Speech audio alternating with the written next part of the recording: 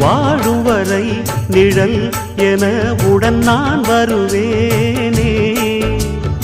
ஏழ் பிறப்பும் உயிர் துணை உனை நான் பிரியேனே.